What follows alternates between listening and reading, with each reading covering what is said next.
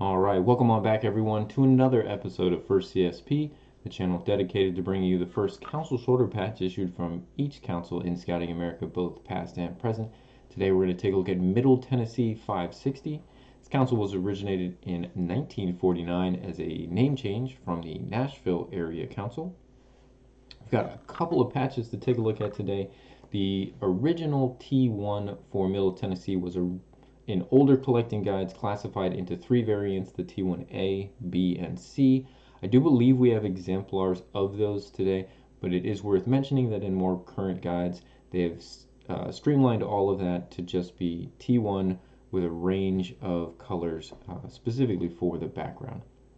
All right, heading on over to the patch table. We're going to start with two on the table because I do believe that these two would represent what was formerly known as the T1A and T1B, although I'm not sure which is which. Let me read you the descriptions, kind of walk through these.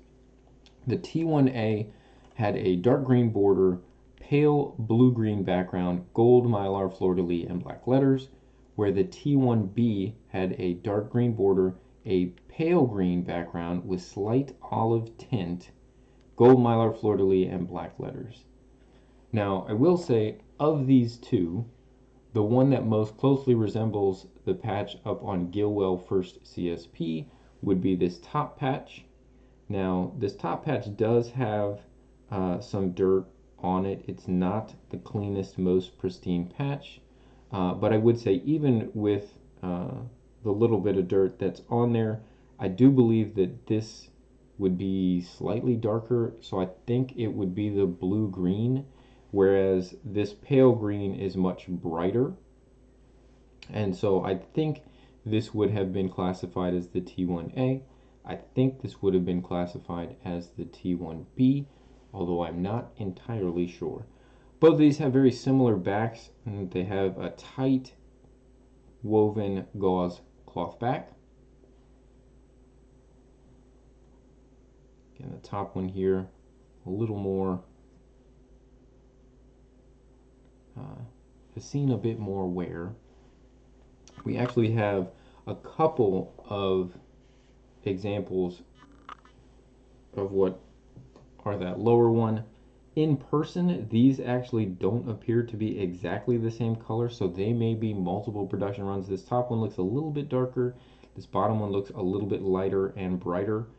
Again, I think both of these would have fallen under the same classification formerly, which I think should be T1B. Again, the back there looks the same on this one.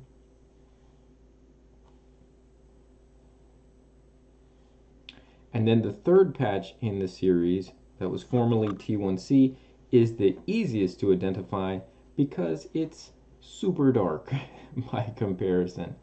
Here, I'll leave that first one I had up that I believe would have been the T1A, even with a little bit of dirt. And this T1C is the dark green border, dull light blue-green background, gold mylar fleur-de-lis, and black letters.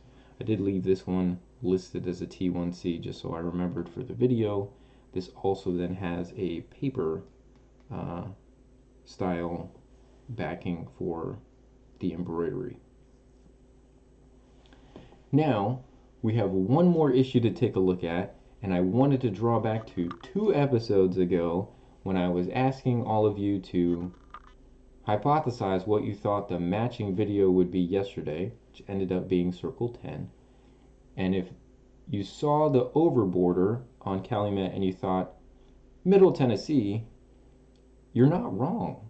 Now, I thought that Circle 10 and Calumet lined up a little better because they had T1s, a T2 issue, and then an over border T3. But Middle Tennessee also had an over border as their T2 that does look very similar to their T1.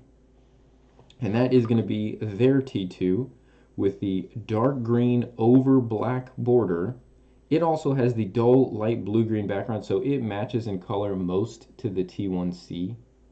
But you can see the super fat over border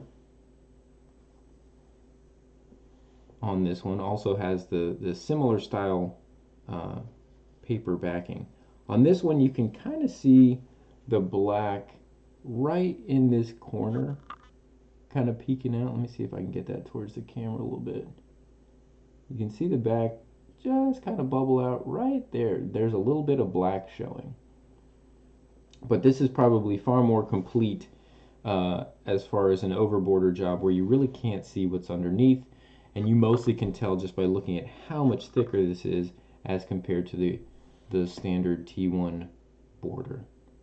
But I also thought it would be kind of fun after I finished wrapping up shooting the Circle 10 video. I thought, you know what? Let's just put all three of these in a row and 3 days of overborders. Kind of a fun little mini series here within First CSP. So there you have it. This is the first issues for Middle Tennessee. Hope you guys have enjoyed this episode. If you didn't catch the previous 2 days with Calumet or Circle 10, by all means, go back and check out those videos. Really fun to see all of these interesting early overborders. Certainly not the only time that those have happened within the councils making CSPs, but these are the ones that I can remember looking similar to the first issue.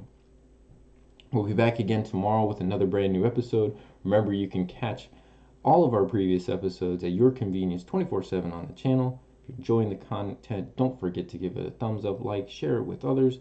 We really do appreciate that. Thank you all again for tuning in, and we hope to see you on the next episode.